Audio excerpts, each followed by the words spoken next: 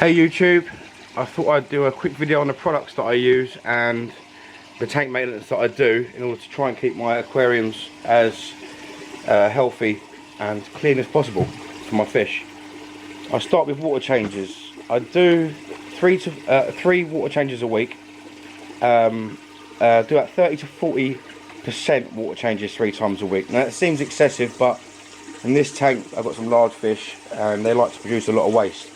I feed them a lot as well. I mean, at least 3 times a day I'm in there. I mean, I've done this about half hour ago and you can already see that there's some floating around, and it's not just little stuff, there's quite big stuff floating around in there as well.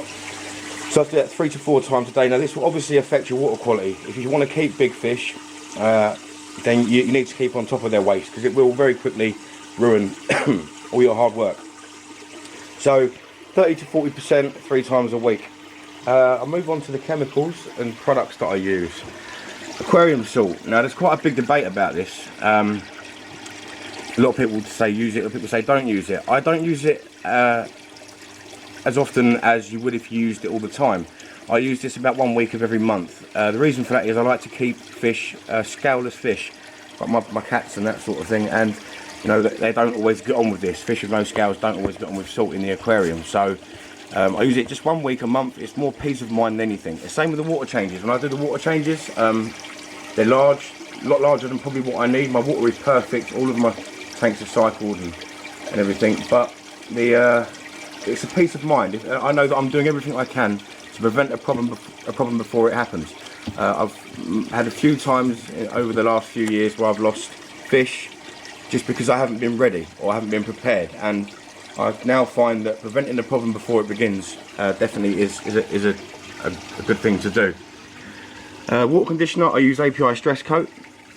There's no real reason, I can't put my finger on why I like this stuff over other brands. I just like the API range, and it's preference, personal preference.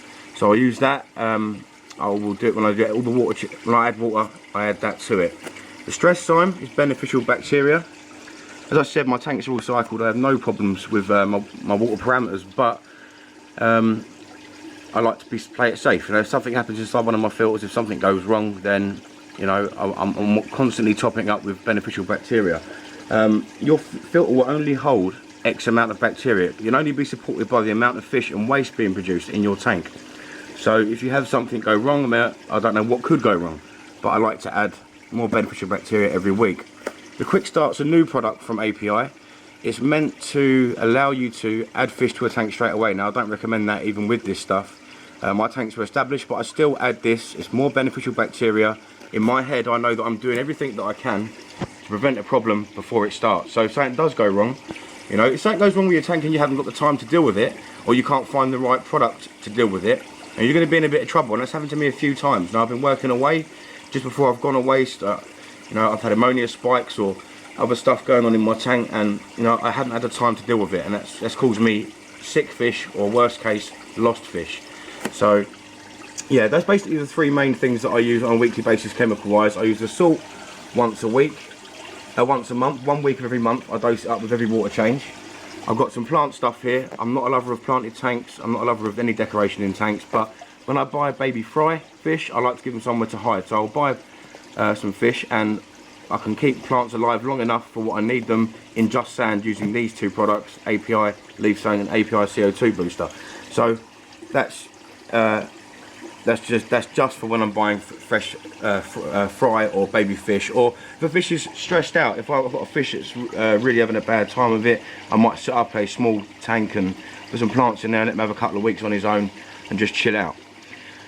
Other things that I use, I haven't actually got in front of me in my filters. I use API, I can't remember the name of it now. It's the API pad that you use in the filter. It treats everything, it removes everything, and it does do its job. But on top of that, I also use a few Fluval products. I use Fluval Zero Carb.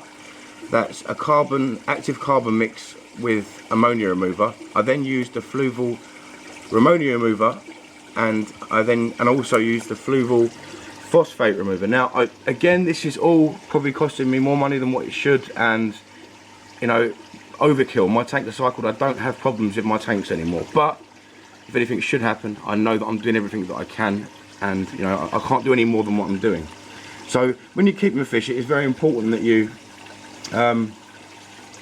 if you're in your head what you're comfortable with, you might only want to use Tetra products or Fluval products or whatever. That's down to you, and it's down to your preference, you know. But one bit of advice I can give to anyone just getting into the hobby is, you know, really try and prevent a problem before it happens, because you put a lot of time and effort into these fish, you put a lot of food into them, a lot of money, and if you're not prepared or something happens and you could have prevented it, I can guarantee you, you're going to feel like shit afterwards, because I have on numerous occasions. So yeah, I'm a bit over the top with what I do, water change wise, the amount of chemicals and stuff that I like to use, but it's all for a good reason. It's all to try and prevent problems before they start, not deal with them when they do start. So that's pretty much it. That's all I do for my tanks. Not much more. So if you like this video, please check out my other videos. I've got videos on all my species of fish and DIY bits and bobs that I'm going to do and things like that. Thanks for watching. Goodbye.